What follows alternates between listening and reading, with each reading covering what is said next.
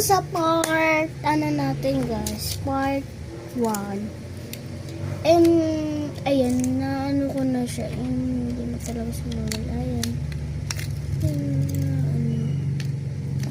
And today, sana may like today. And, i-comment nyo na lang yung pangalan ng mama ko dyan. Makikita nyo yung, picture ng mama ko. Lalabas na motivasyon sa inyo. Okay. Pindutin mo yun. Hindi lalabas yung part. Part 1. Nauubo ko. Ganda ng mga photo.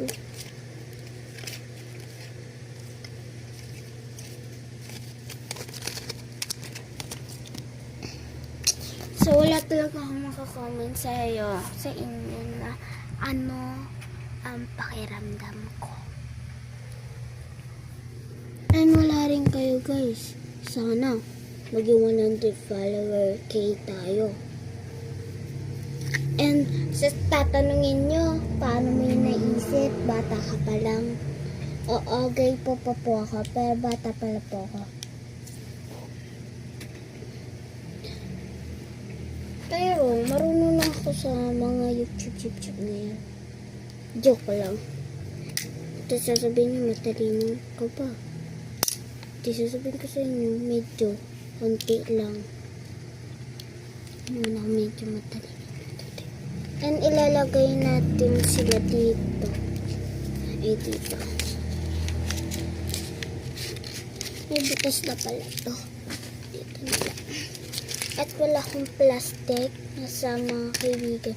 Noong oras na ba? 4. Malapit na uwian pala ng pinsan ko. Mamusin kasi ako. Grade 6 na pinsan. So, yung isang sticker ko ay tanggal. So, guys, kung yung magla-like lang mga Tagalog or English, naiintindihan ko naman yung English. Diba nag-i-English rin naman ako.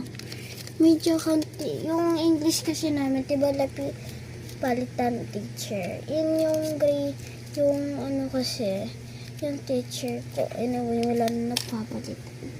Kasi yung English namin parang umabsent yata. And let's go today. Teacher namin yung grade 5. And sinungkat yung teacher natin, diba?